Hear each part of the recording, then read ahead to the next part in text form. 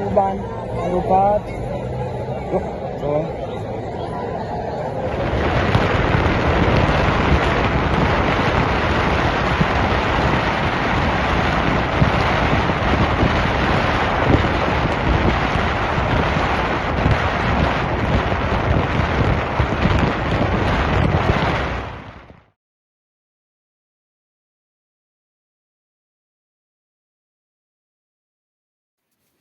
Hi, family, and welcome back to Thinking Thanks Tuesday with me, Zoliswa, or Closer Chick, whatever you want to call me. So, welcome back, family. We come back. As you all know, Thinking Thanks Tuesday is all about we discuss current affairs, online news which have been trending, news which have been making topics or discussions around. And yes, through all those news, we've got our regular suspects, which are some of our court cases which we follow. So welcome, family, and like any other week, we jump right in. And please don't forget to subscribe, comment, share, and also thank you to all the love and support. And I really appreciate it. And yeah, I feel like we're really working hard on this channel lately, especially with the Thinking Things. I know we still got other playlists which haven't touched. That's for another day. For now, we're still concentrating on Thinking Things. As I said, Thinking Things Tuesday, it's about discussing online news which were trending. And like any other week, we look at obviously, our regulars which keep on making a featuring on our news, which for example, this week's topic will be your Senzo Meyiwa, your Bester and Nandipha. As you all know, they're back in court. And last week, the Zamazamas were on it, and we're also going to look into that. And also look into the taxi wars. All know from last week. In the Western Cape, or Cape Town to be precise, taxis took another turn, and it was taxi war at its best. It was taxis fighting with the mayor, or fighting with the DA government in the Western Cape with the what you call it, road laws, which apparently the taxis are breaking, and that city is impounding their taxis. So that's how this whole Momish broke loose last week. And also we go back to the Niger coup. We find out more what's happening, what's the progress there. And we go to the Football World Cup where Banyana was playing against Netherlands. All know. 1 minute we were celebrating, we made it through the 16 finals, and then the next minute we were washing our kit and coming back home. That's what happened with Banyana. We were beaten by Netherlands. And then the Netball World Cup as well. South Africa didn't win the trophy, but they also played very well. So we will also take a look what's the latest on the Netball World Cup. So that's the news which we'll look into today. And without wasting any time, let's try to see what we have on our infamous trial, which is the Senzo Meyiwa trial from last week. You know, last week they were in court, and there's no different this week as well. So let's say Senzo latest news. And as we all know, there's no different this week as well. It was like, okay, they were still in court. From SABC News Online, this was a day ago. Let's see what they said. As we all know, people are on the Senzo Meyiwa case are still testifying, giving their testimonies in court. The It was the neighbors, it was the experts, data experts, and so on. Where with the data experts, it's when we find out that Kelly Khumalo actually did have a contact with 3 or 4 of the accused just days and so on before Senzo's murder.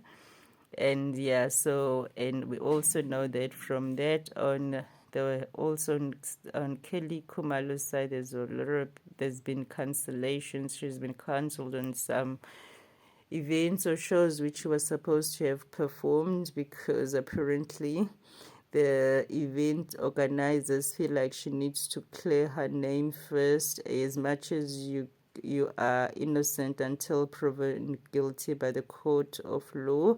But then on the same breath is the event organizers feel like Kelly needs some time to focus on the legal matters in her life, or maybe she should just concentrate on consulting with her legal people in the meantime while the law still takes its course. So in front of me, I've got the SABC News Online. It says, this is from yesterday, which was Monday. It says a new witness is expected to be called to the stand when the Senzo Meyiwa murder trial resumes in the High Court in Pretoria. The defense counsels for the five accused have concluded their cross-examination of state witness and Meyiwa's longtime friend Mthokozi Sithwala. 5 men are accused of killing the soccer star at his girlfriend's home in Vosloorus, Ekurhuleni, east of Johannesburg in 2014. Twala was present at the Kelly Khumalo home on that fateful night, and yeah, that's what was happening yesterday. And then, as you all know, today as well, the case was still continuing. Yeah, and apparently Senzo Meyiwa's friend, which was testifying, was the one which was so emotional and so hysterical that, yeah, they said the friend was just emotional. And here again, let me see from the Senzo Meyiwa trial, which was yesterday as well. Let's see what it says.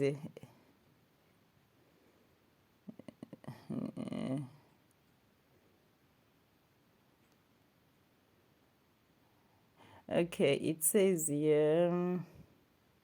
Okay, it's the same one whereby Senzo's friend Twala was there when Mthokozi Sithwala was there when Senzo was killed. So he was also giving his version of what happened that night, who was there by Kelly Khumalo's mother's house. As you all remember, that this took place at Kelly Khumalo's mother's place. So with the Senzo Meyiwa, there's nothing really new. It's just still your normal people giving the evidences, and the judge still trying to see who's telling the truth, and also Kelly Khumalo being on the counsel spree because she's apparently now she is feeling it because of this cancellation of her gigs and so on, because it is costing her.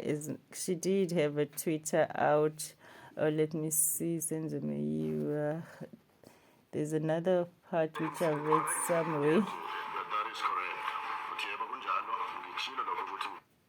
There's another part which I read somewhere which was probably right. Sorry, I'm reading from online today. I didn't write down my stories as usual. So we're reading from what's been trending online. That's why there's like a volume and some voices, because somewhere it shows the court procedures. You know, some of us sit the whole day and watch who says what and be Judge Judy's at the end of the day. Okay, let's see what else do we have on Senzo. And then But then it I have to say so myself, is this now after 10 years has brought a lot of interest, and a lot of people are talking about it now, which I still think it's good news, because before, from 2014 until the release, I think, was it Netflix or Showmax, which had a series document about Senzo. And still that time, that the courts were not really serious about this. So the only thing which I see in front of me, it's still the Tumelo Madlala, a close friend of Senzo Meyiwa, testified at Pretoria High Court for Meyiwa's murder trial.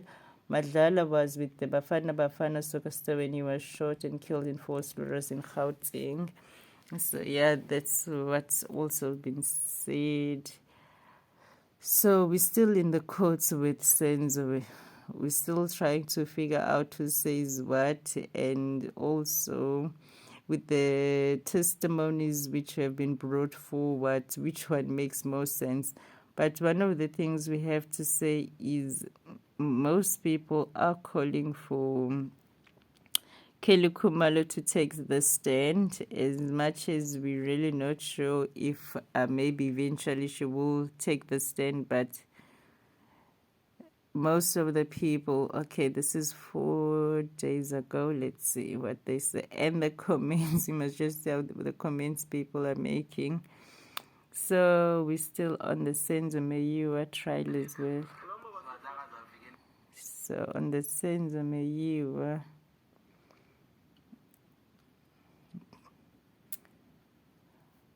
so there's nothing much which is happening. It's just the same cross-examination, trying to find the truth and so on. So there's nothing much which is really, I can say it's a hit at the moment. It's the same. So we're still in the court. They're still trying to make up their own stories. Who's right, who's wrong? There's a story which I saw somewhere which was written very well, which I'm trying to find it now, and I don't know which site it was.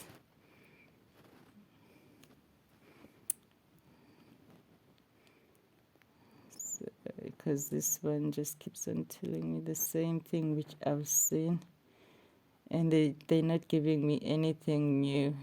Okay, this one 19 hours ago. Let's see if there's anything new.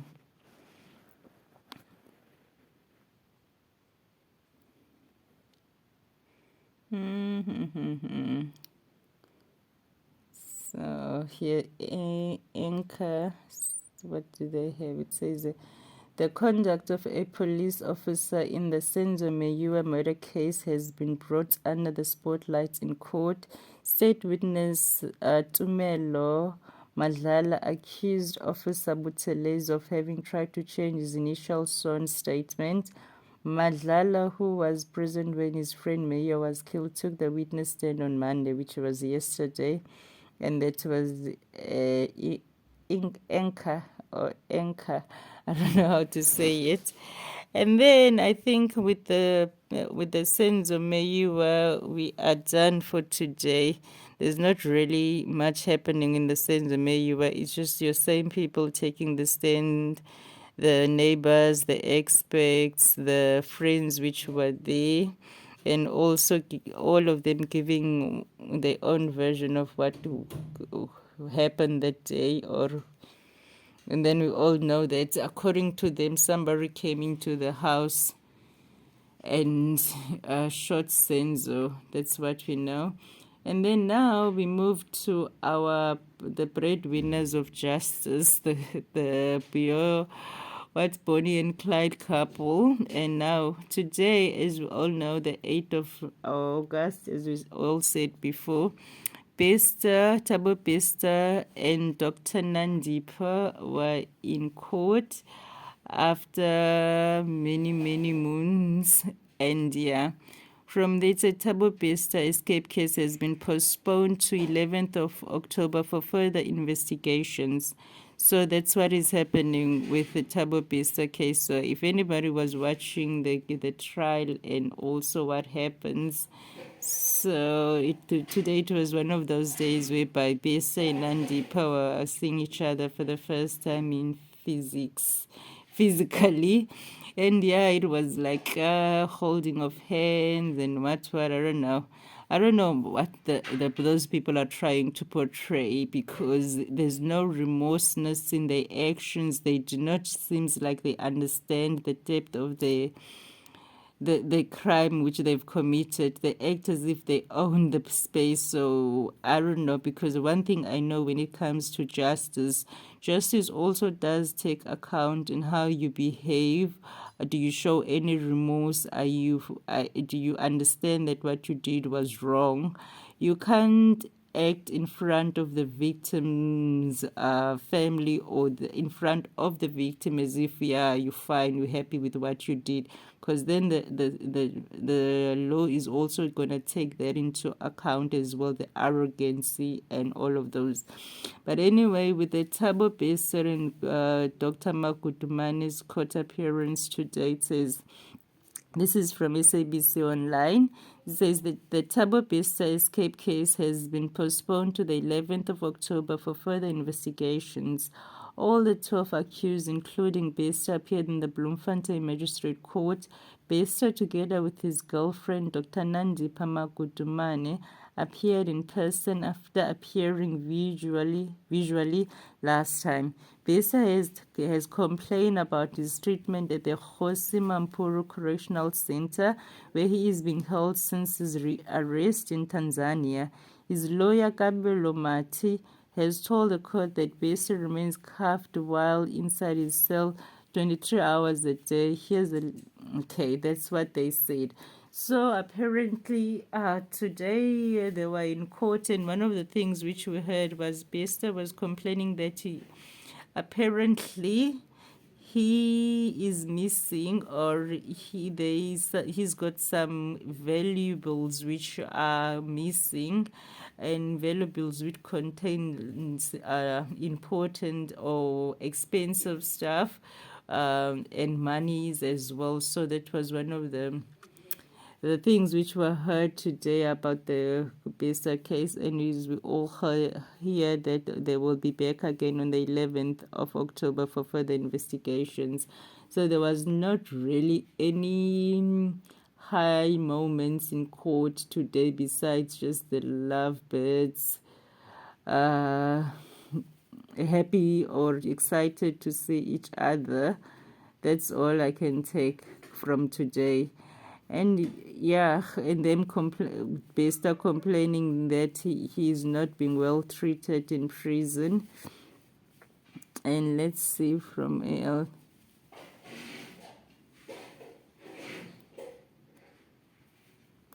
Okay, yeah. Here with the anchor, it just says the Thabo Bester case has been postponed to the 11th October for further investigations. The convicted Facebook rapist and his rapist in prison SKP was all smiles on Tuesday as he rubbed shoulders with his partner Nandipha Magudumane. So as I was saying that there was a lot of lovey-doveys and so on in court today.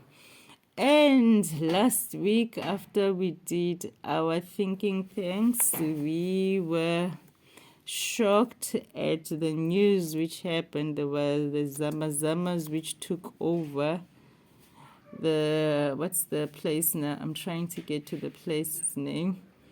But then it was all about Zamazamas and so on. And the community fighting with the Zamazamas, and the Minister of Police going to go see the place where the Zamazamas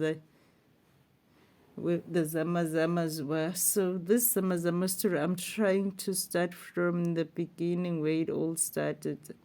It's shootout between police and Zamazamas. Okay, that one was already progressing, but let's see what it says. And this is from Anchor again. So there was really big drama, like a Wild Wild West affair. Efforts to stop Zamazama continue in parts of Johannesburg. A shootout ensued between the police and illegal miners. Oh yeah, so that was just, I want to go back to the day it started. Illegal mining police pounds on Zamazamas. I think this was the 6 days ago is the perfect one because the Revelia residents demand removal of Zamazamas.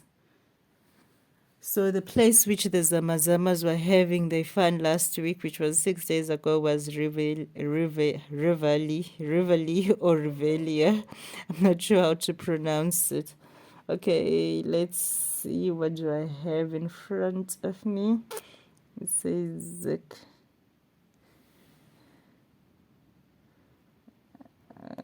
I'm trying to see a story whereby it will give us the explanation of how this all started, because now I can't seem to get the whole story, the full story, how it started.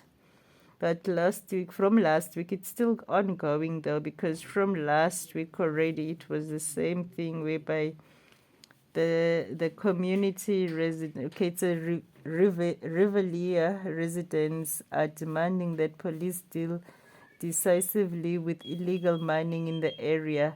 They want disused mine dams near them to be closed off. So this is what sparked the whole problem.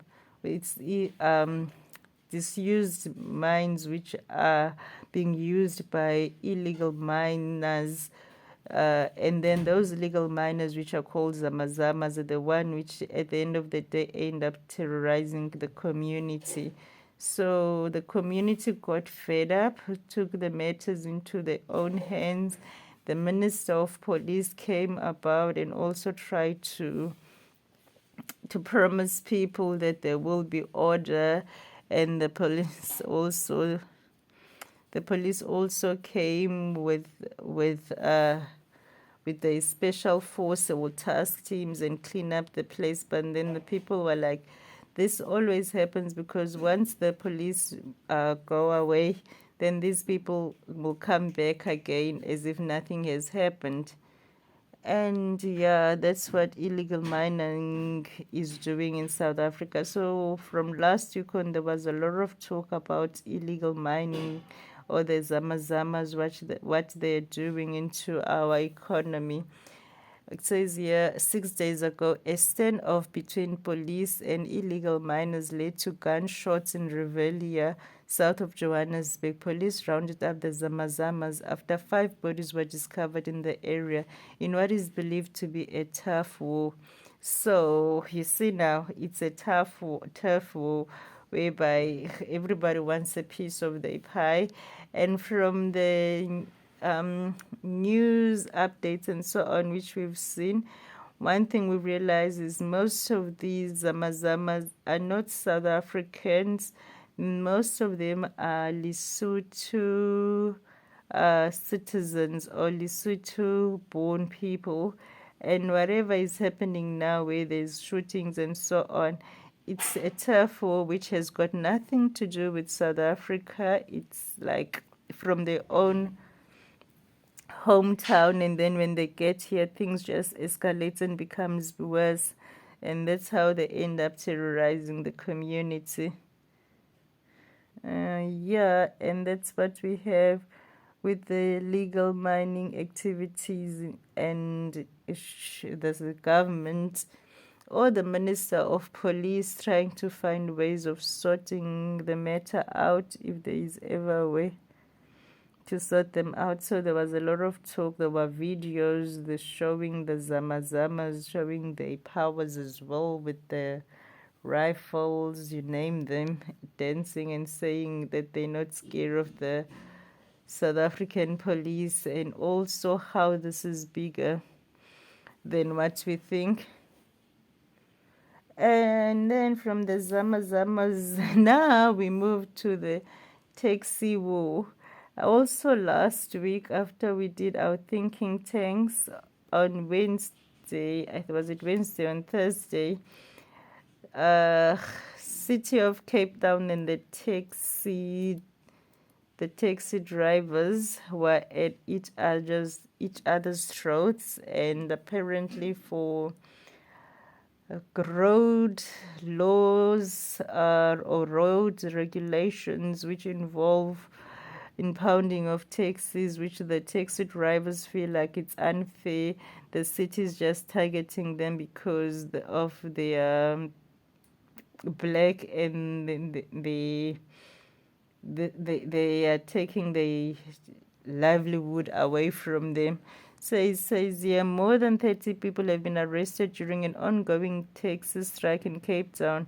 According to the city of Cape Town, in a statement, MACO member for Safety and Security JP Smith said that around 30 taxis blocked the entry inbound at Boshett's Curry on Monday morning, after which enforcement service affected around 30 arrests. Police on Monday said 17 people have arrested for public violence. So ever since last week, it's been on and off. Even during the weekend, there was discussions which took place, but the discussions didn't go very far because I think the taxi associations walked out before the discussions were finished. And yeah, so we do not know how this one is going to be resolved, because this one is really putting the people in a mess, if I must put it in a more nicer way. People can't go to work because it's not like it's the taxi drivers are having a stay away whereby you wake up, you go to your taxi rank and you just reach there and there's no taxi, and then you decide to use other means of transport. You can't even use other means of transport, because if you do, then I'm not sure. I'm really, really confused when it comes to this one, because it's the people which are burning the malls. It's the people which are stoning cars which are driving by. I just don't understand now. How did the taxi strike turn into an unrest? Because I really thought, okay, the only thing which might be a messed up is, okay, people will be late. People which are using taxis won't be able to use taxis, but there will still be other means of transportation, whether it's going to be your bus, whether it's going to be your train, whether it's going to be maybe your lift transport or your staff transport. But with the way things are going, it seems like there mustn't be anything on the road. If there's somebody driving on the road, the people or the community just comes and throws stones at you.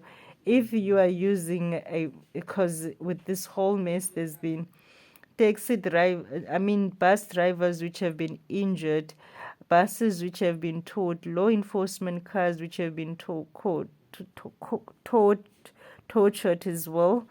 So, and then at the end of the day, the taxi organization still says that they are not they do not agree with how the people are behaving when it comes to this strike or stay away, and it's not actually the people, because they told the people that to be peaceful. And so whoever is doing all of this hooliganism is just taking advantage of the situation, but it's the taxi organization says this. It's not the members which are doing all of this chaos. So what was happening now, they were going to stay away until Wednesday, and then if no discussions on up until Wednesday, it's either they're going to continue or we don't know. Because now one thing which I've heard is within the taxi organization, one organization wants to go back to work, the other organization doesn't want to go back to work, because the others feel like the longer they stay away, the more they also not making money, and they've got families to feed as well, because it's a business at the end of the day.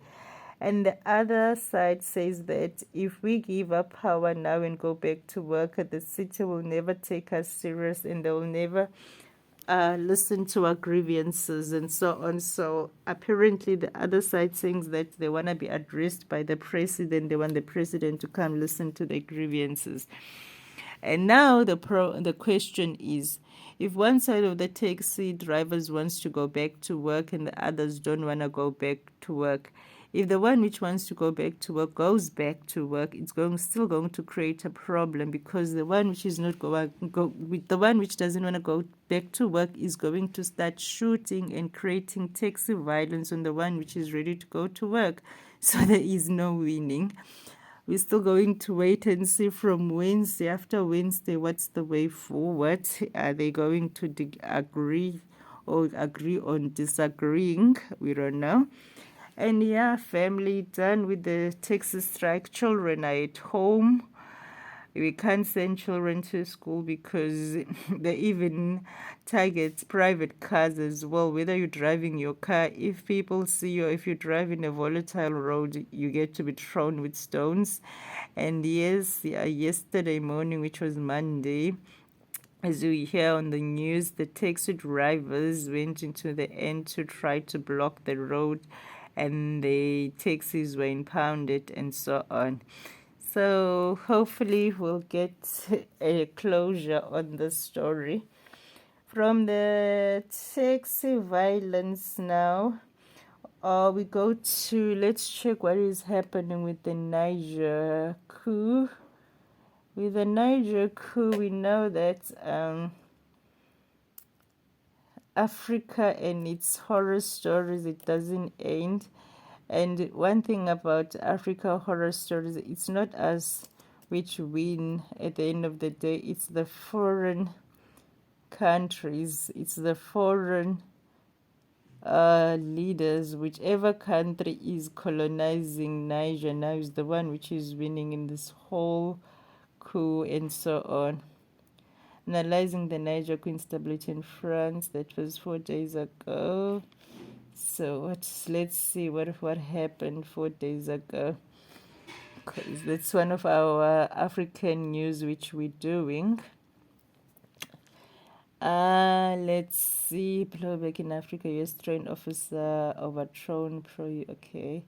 Can Wagner save Niger's Detector General? Okay. Even Wagner is involved now. It says the Economic Community of West Africa States, or ECOWAS, threatened to authorize the use of force on Niger if the coup leaders did not restore Mohamed Bazoum's presidency. However, the self-declared new leader of Niger on Wednesday said the junta would not bow to pressure to reinstate Bazoum. Meanwhile, the African Union has issued a 15-day ultimatum to the juntas in Niger. So this is what 15-day ultimatum to the junta in Niger to reinstall the country's democratically elected government. Those ultimatums do not seem to have been heeded as the standoff has intensified with groups of junta taking over the streets, brandishing weapons and singing war cries. So that's what is still happening in Niger. The Economic Community of West African States, which is ECOWAS, gave the junta's 15-day ultimatum to reinstall the country's democratically elected government. But then it says, by the look of things, that doesn't seem like it will happen. Okay, there's another interesting one. Did Western military presence help foster a coup in Niger? So as you can hear, my people, okay, it says,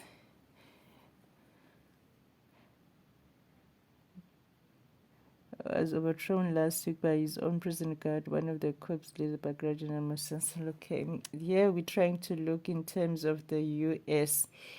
Okay, it says Mohamed Bazoum was overthrown last week by his own presidential guard.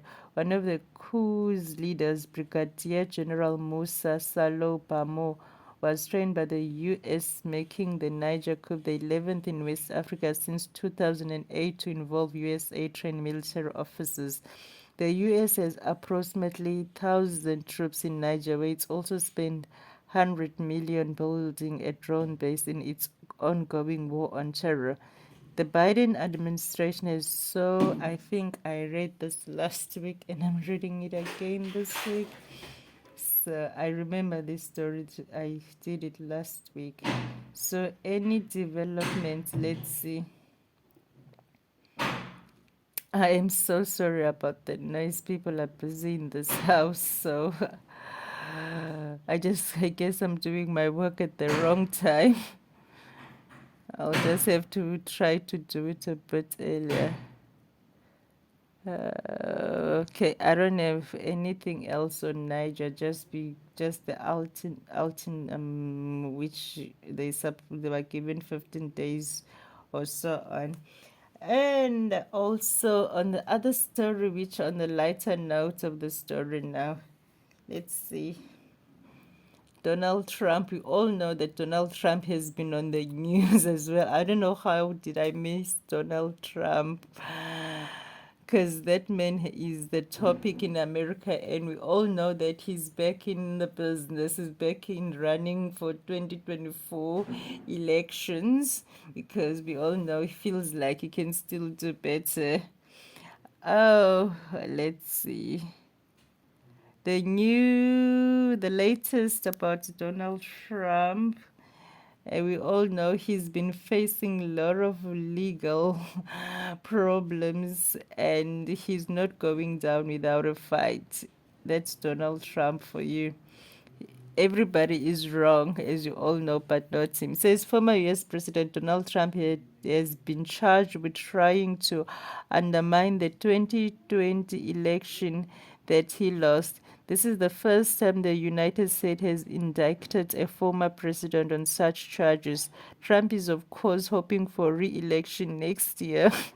So I told you, Trump is not bothered with whatever indictment and court battles, court cases are going on in his name.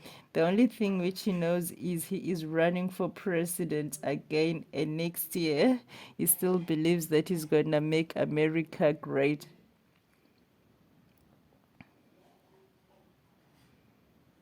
Yeah, so everything which is here is about Trump, the president of Trump. A first historical assessment discusses the latest criminal indictment against the former president as a result of special counsel Jack Smith's investigation into the January 6th insurrection. Oh God, English. Zelisa explains that in bringing Trump to trial, the Department of Justice has boldly declared, regardless of the political fallout, it will hold our leaders accountable if they violate sacrosanct democratic principles. Monday feature stories on the arts media. Okay. So Trump is one of the first presidents in the USA to be facing this kind of indictment, which we will see more. I kind of feel like Trump is America's Jacob Zuma, because my guy never does anything which seems fine with everybody, but everything which he does have to be about him. It says, this one says, the judge overseeing the 2020 election interference case against former President Trump has called for a hearing after his legal team argued that the Justice Department's protective order violated his First Amendment rights. So, yeah, I'm not sure how he's doing it, whereby he's in courts and on the same time he's running for an election campaign. But most experts and political analysts say this actually works in Trump's favor because he's using the courts as his way of campaigning, like he did last time. Because even last time, he was still not really a clear winner or somebody which you could say that he would make a good president. He already had his legal battles and his legal problems.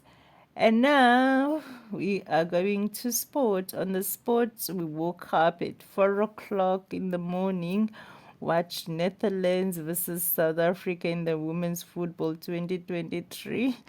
And all we can say is it ended in tears for us, South Africa.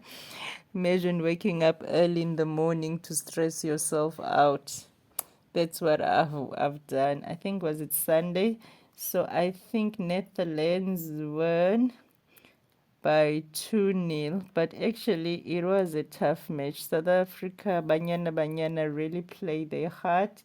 And yeah, and then that's how the cookie crumbled for us, and then we come back home. I think we are on the Banyana squad is on their way home, or I'm not sure, but we are out of the Women's Football 2023. We're beaten by Netherlands 2-0 on Sunday morning. And on the netball side, let's see. On the netball side, after the whole hoo-ha and the celebration, that's when we're going to look into it, because apparently people, normal residents, citizens, were complaining that the tickets were actually expensive when it comes to the netball. So we're still going to find out more about that. Was the netball for everybody or was it exclusive?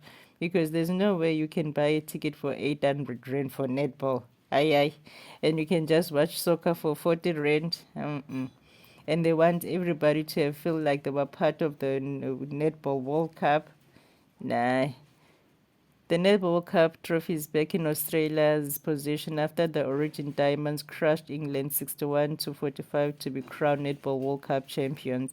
So Netball World Cup is finished, and we all know that Australia won it. So the finals were between Australia and England, and yeah. So I don't know. It's not. I don't know for the how manyest time Australia has won this netball trophy. So with the netball, we know that what you call it, Australia won. And on Elon Musk versus Mark Zuckerberg, if we're saying it right, cage fight, it looks like it's still happening, my people. Still looks like we're still gonna see Elon Musk versus Mark Zuckerberg, because apparently the match will be cage fight between Elon Musk and Mark Zuckerberg to be streamed on X. You see, my people, I told you, these people, I want them to murder each other. Okay, here it is. So it looks like Elon Musk and Mark Zuckerberg might still be fighting. That one we are going to watch. We're gonna see if they can fight. Elon Musk says his proposed cage fight with Meta CEO Mark Zuckerberg will be live streamed on social media platform X, formerly known as Twitter. So does it mean that they are going to do it? Because we don't care where we're gonna watch it. We just wanna see them feasting, sorry, see them throwing fists at each other and them blood coming out of their nose. We don't care what else, whether it's going to be on Facebook, whether it's going to be on Meta, whether it's going to be on Twitter, whether it's going to be on X. If the fight is happening, we are going to watch it. And that's all we have for today, family. So hopefully this is the best which we did today. And at least today we didn't write down the stories. We were reading from online and we kind of like saved some time. The only concern now is really the taxi chaos strike, because the one people which are left which are left stranded is the commuters. And it's not fun because we've heard that people had to walk long distances. People finished working at 6 o'clock and they had to walk from Century City to your Kailichus and only get back at home at 11 o'clock. Only get back at home at 11 o'clock.